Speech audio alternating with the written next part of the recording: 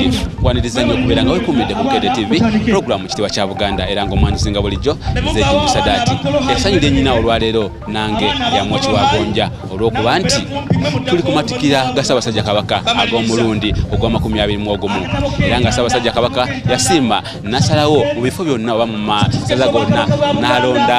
Mawogola nga lesaza eryanywa muganda wa Gakendo kubeera nga gyagenda okukoleza amatikira ge ag'omulundi ogwa 21 nga bw'olaba abantu sawa zino abantu bayingira basanyufu buli omu yeesunga agamba nyingira ddi munda muno ndaba ku mutanda ngenda kulambuza ebintu bingi nnyo lwaki olowooza abantu bambadde nga bwe bambadde enkofiira zino zitegeeza ki bazikoze mu mbugo beesibyeko ebintu buno obupande nga bwobulaba byonna tubikoze lwakulaga ssanyu eri Ssaabasajja Kabaka baleese ebyokunywa ebingi ennyo tugenda kutwalako eri ku lubiri ne bayoyoosa obulungi lufaanana lutya ye kyekiriyo wekumire ku Bukedde TV programu Kitiibwa kya Buganda nange omuweerezaawo Musadaati kankutwale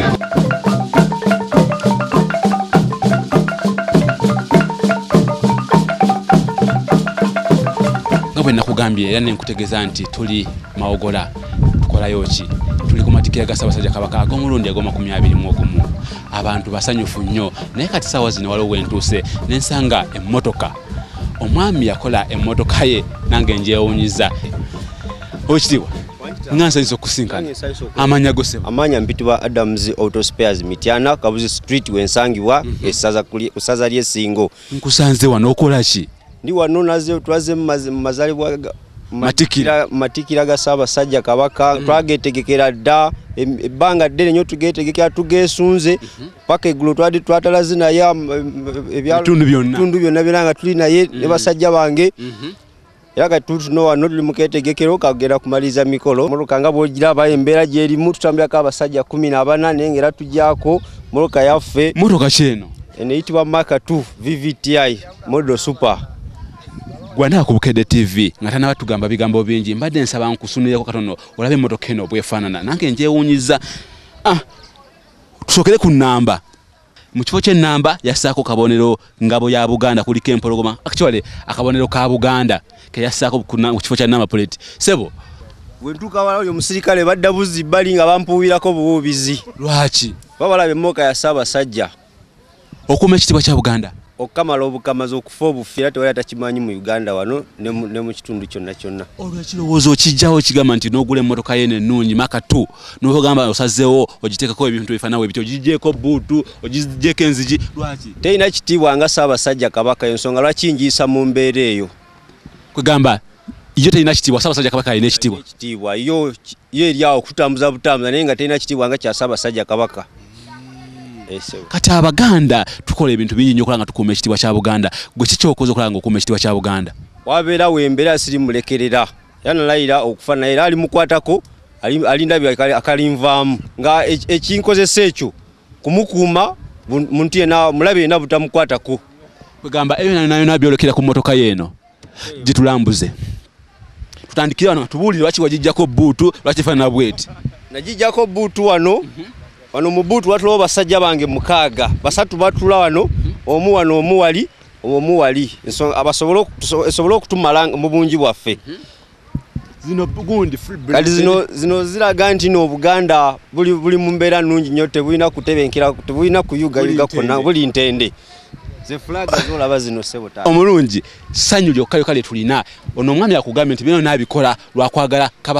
Kabaka waffe lwakukuuma ekitiibwa kya Buganda emmotoka Mark 2 motoka mpya naye yagijjako bino byonga bwobiranga bweri nagisako zino bendera akuuma ekitiibwa kya Buganda nti zino bendera ziraga nti Obuganda buli ntende akyatulambuza emmotoka ye na biki byonna byonna ebigiriko tugende maaso wano basajja bange ekyanzigisamu enzigi zino waliwo basajja bange wano munda batulawo 4 wano wabeerawo 2 naye nayo bwekiri ekyanzigisamu era enzigi ziri waliwo wabeerawo basajja bange nabo 2 nga bayimiridde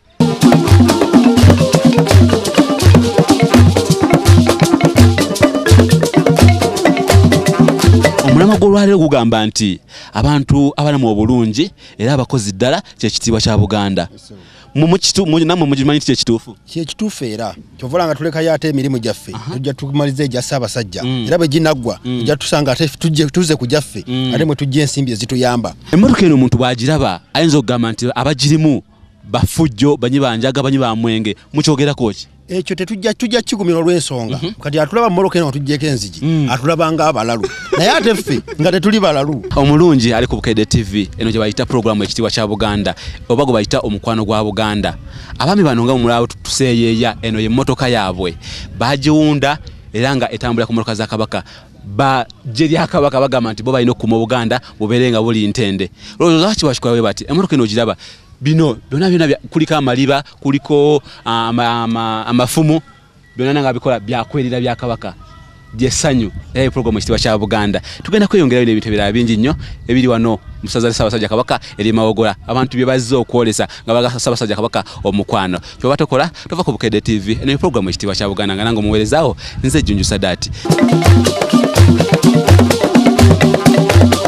Omulungi ali ku Bukedde TV mu programu ekitiibwa kya Buganda nga tuli wano Mawogola twetegekera okulaba okusinkana omutanda naye nga waliwo abavubuka embulakalevu abalina ebintu ebyo bakola nga mbalaba sigenda boogerera katubasinkane batubuulire baani era bazze kwaki olunaku luno olwaliro wano seba amanyago.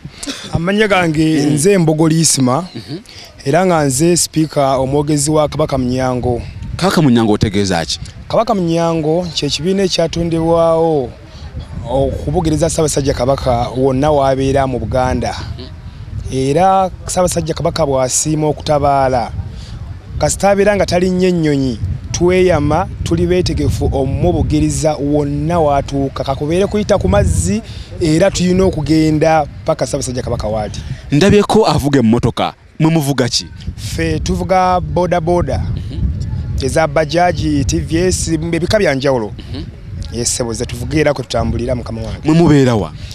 Tubeera mu kibuga Kampala naye nga buli omu akolera ku stage ez'enjawulo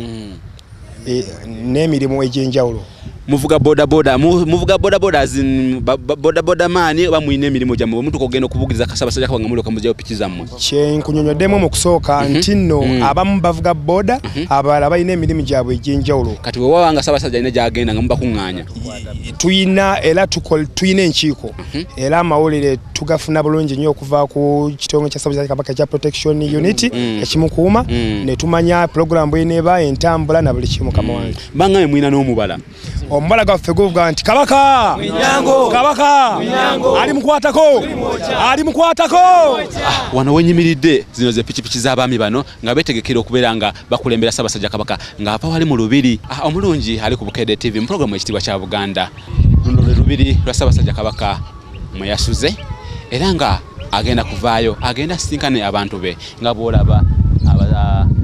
abakuuma olubiri lwe bamulindiridde zino ze mmotoka ze ku saidi eno ezimulindidde okumwagenda okutambulira ate eri watuvudde be baami aba boda n'emmotoka eri gye tulabye etaliiko nzigi abamukulembera okubeera nga bamulaga omukwano n'okumanya nti Ssaabasajja Kabaka wagenda okuyita wonna wali bulungi. Programu ekitiibwa kya Buganda era nga omuweerezawo nze Jjunju Sadaati totemya ebirungi bikyajja.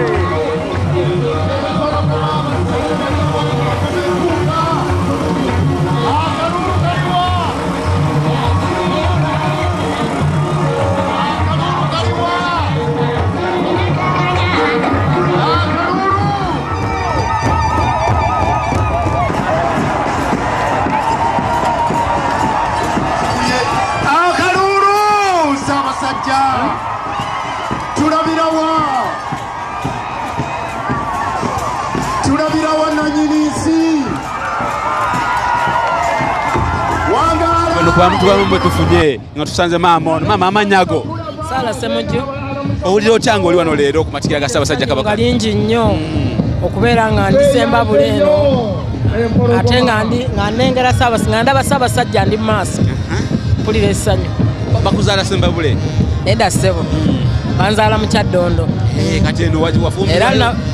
nedda navudde Wakiso n'enzija eno ssebo ku Ssaabasajja Kabaka essebo. owulira otya muli Mpulira essanyu lingi nnyo ssebo. bubaka ki bw'oyinza okugamba eri abantu kati abakolako bukedde Abantu baagale nnyo Ssaabasajja.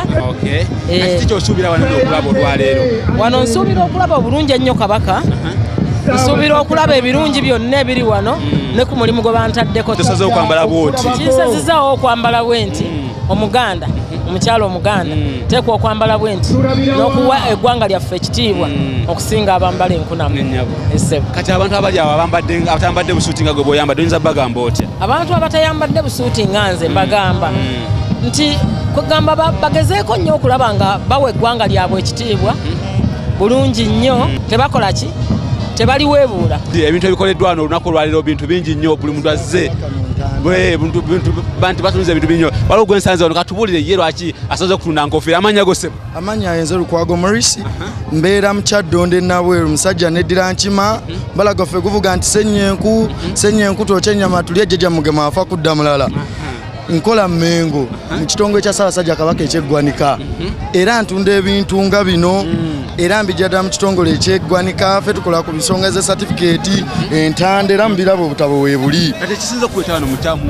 mukolo gwa matikkira era gunkwatirako ddala muzukulu wa Mugema kuba ndi jjajja wa Kabaka ate era n'ekitongole kyenkolera ekya Ssaabasajja Kabaka eky'entanda kyadde kinkakatikako okubeera wano nga ntambuza emirimu okunoonya ku nsimbi.